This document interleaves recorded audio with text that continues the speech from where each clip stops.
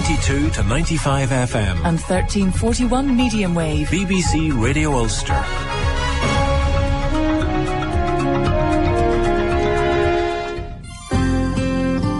This is Jazz Club with Walter Love on BBC Radio Ulster.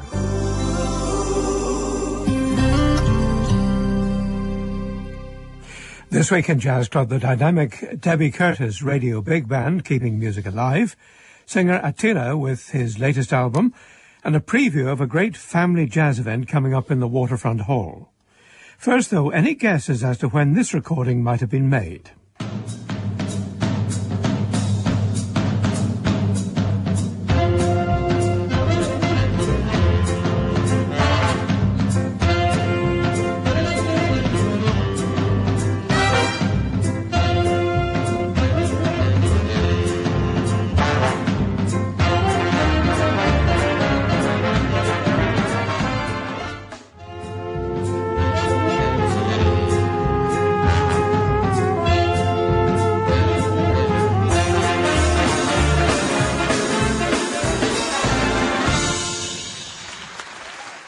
That was Song of India, and I asked you at the beginning if you had any idea of the date of that recording. Well, in fact, it's very, very recent, because I'm delighted to tell you that that's the Debbie Curtis Radio Big Band, and Debbie's on the line for the programme this evening. Debbie, good evening to you. Good evening, Walter. How are you? Very well, thanks. Now, can I start by saying I never ask a lady her age, No. but you couldn't have been around when that was recorded originally. No, I wish I was there. Tommy Dorsey, great vibrato on the trombone, lovely Tommy Dorsey, Song of India. Round about 1937, was it? Yep, around about the same time as Artie Shaw and the first canned beer, Kruger Cream Ale, came out in this country. Right now, the Debbie Curtis Radio Big Band, you've been making a big name, big sounds, big name for yourself in recent years. And we'll hear in a moment or two the wonderful live atmosphere of some of your recordings. Tell me about the origins of the band. Well, originally it was started by my father in 1972, and it was the Eddie Curtis Radio Orchestra, which then became the Eddie Curtis Radio Big Band. When he died, I took it over, slightly revamped it due to some of the players starting to die and things. So basically, I've got on the trumpets, I've got Mark White, Martin Shaw, Bob Cutting, Mike Nichol. I think I've got the best trumpet section out there. On saxes, I've got Ronnie Mackey, Paul Jones, Eddie Mordew, Mark Alloway and Lauren Hignall. And sometimes Paul Focus or Pete Ripper. So, yeah, best sax section. Trombones at the moment, Cliff Hardy. I've had a few changes on the trombones. I've stuck with Robin Turner on bass trombone and tuba. Which is really nice. And I've had a few sort of changes on the trombone section. I don't think I'd ever beat my dad's, which was Don Lusher, Ricky Kennedy, George Chisholm. And some very, very famous names indeed. Yeah. Tell me a little bit more about your dad and his interest in that period of music. He was in the Marines, and he won Melody Maker Trombonist of the Year award, and he was really obsessed with music arranging and writing, mainly swing influenced.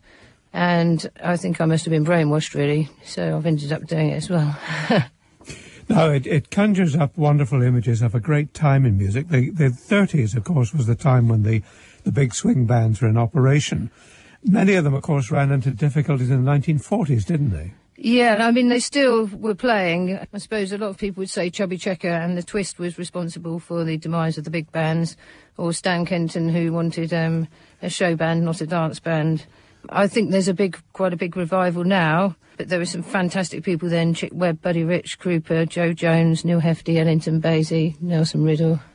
One of the problems too, of course, apart from changing tastes in music, was the fact that running a big band after the war became a very expensive business indeed. Yes, it hasn't changed much. Musicians were always considered social outcasts, so I don't think it's changed very much at all. It's a lot of people to put out. I'm really lucky. I've got a loyal band, and hopefully we are growing forward as well as playing, a lot of the really good songs from the 30s and 40s. It's quite nice to do our own arrangements and actually grow with our own sound, so we're not tied to any type of sound. Kempfert, Kenton, Nestico, Heath, Goodman, Miller, we can play them all, but we're not tied to one predominant sound or style. I take it, Debbie, that for you, music was all around you as you grew up. yes, it was my first love and my last. It will be my future and it will be my past. It's Barry Manilow, isn't it, actually? That's terrible. Well, actually, he did do a song called Swing Street, didn't he? He did the Swing Street album. Yeah. What about, though, the way you got into music? What was your path? Really, my parents, with my dad being a big band leader, trombonist, pianist, arranger, and my mother an opera singer. So I did grow up with it. I started off playing the clarinet and the piano, and I went on to other instruments after that. But it wasn't sort of until, I suppose, I was about 14 that I started to be interested in actually scoring out music and writing it with a, proper ink pen, platinum music koi pen, as opposed to just computerised computer notation packages. I do try and do it properly, And did you appear at all with your dad's band? Yes. Yes, and he used to lean over my shoulder telling me what to do. Yeah, quite a lot, actually. So I did grow up with it. Piano, vocals. I used to do a fair few things with it, but it's totally different standing in front of it and running your own band, I've got a lovely rhythm section in the band, which I'm really, really enjoying working with at the moment. What was it that made you decide that when your dad died that you should continue what he had done? To pass it on to future generations, because it is fantastic music, and also I like the way it represents class, quality, the dress-up, feel-good, the genuine, and creating audience excitement, and predominantly live music, with a really good band. Well, let's listen to a little example of the live situation, and I'll talk to you about it when we've heard it.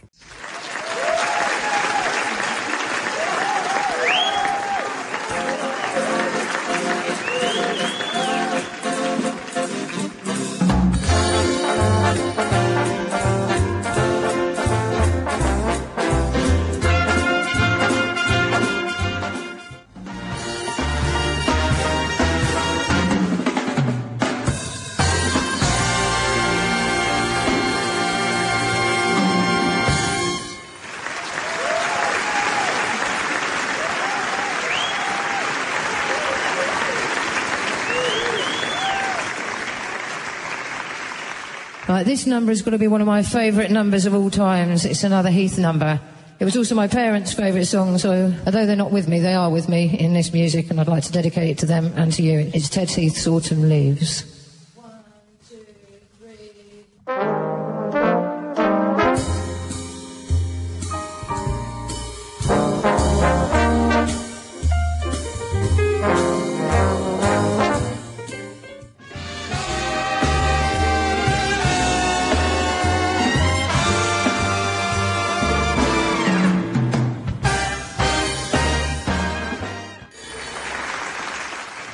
That was the Debbie Curtis Big Band, Radio Big Band, playing Imbote and Autumn Leaves, and the voice of Debbie, of course, in the middle there. That captures beautifully the live atmosphere you create.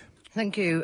Yes, we try to sort of explain things from the era, sort of 1929, the yo-yo, what goes up, what comes down, 1946 Instant Mash, and come out with some quirky facts that also tie in with the years of the, songs. Autumn Leaves, obviously, 1950, which sort of was around the time of the first credit card, actually, sadly. Now, tell me something about the interest there is today, and you would have experienced this a lot, of the interest in dance. People want to dance, don't they? They like the swing of the past played today. Yes, I think that there are a lot more dance clubs now out there, whether or not you term it Lindy Hop, Jitterbug, Jive. There's a lot of Cuban rhythms out there at the moment, salsa clubs, which actually rolls over really into music you can dance to, and music that's exciting and makes you feel something, as opposed to just, backing tracks. What's a normal week like for the band? It's interesting. It depends really what we've got on. In 2009, we've got a tour coming up called Putting the Big Back in Band, and that goes right the way through to June, where we've got some quite nice gigs lined up there. We've also got quite a bit of radio coming up, and I've been scoring some music for some films, one of them which it should be out on December the 1st. That's coming out through Pinewood, which is nice, and I've got a few more of those to do. So, yeah, we're getting there. We still haven't managed to create mass public riots, but I'm working on it. Now, your billing for the programs that you do, shows that you use Hobson's Choice Dancers and the reenactors. Tell me about them. Well, I found those in a packet of biscuits. No, they basically they're all sorts. We have the Blues Brothers, policemen, a spiv character, all representing different people from the era, and they wear all genuine outfits.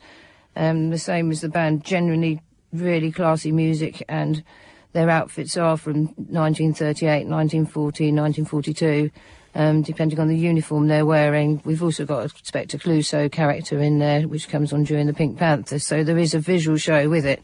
Again, more a musical extravaganza, though we still are looking for the improvised solo and the orchestrated. You have a Norwegian singer, Corey Conradi, is that right? Yes, yeah, he's lovely. He's massive, obviously, in Norway. He's their biggest sort of film star out there. He did the lead role in Singing in the Rain. And he's also very, very into Sammy Davis Jr., you know, the Rat Pack, swing music, lounge music. It's got a lovely feel, lovely feel. Have you any examples of his work on the recordings? I haven't on this CD, but we have on one we're supposedly bringing out and another DVD. Right. And debbiecurtis.co.uk. You have a reputation of being a very, I suppose, fiery might be the word, leader of a band. You have a lot of banter with the band, don't you? Yeah, already I've got that reputation. Yes, yeah. I mean, it's. I mean, if you look at band leaders over the course of time, from sort of Ambrose Heath, you know, Ellington Basie, it's really. I remember Sheila Tracy once saying to me that a band is as good as its band leader. I think we're a team of people anyway, and we're lucky enough to stay together, and hopefully that get the big band sound really growing from where sort of Stan Kenton onwards, really. But yes, we've had a few lumpy bits along the way. but it creates a great atmosphere, that spark between you and the band. Yes, yeah, and hopefully every one of our shows are different. I wouldn't like to just go and tour and repeat the same show every day.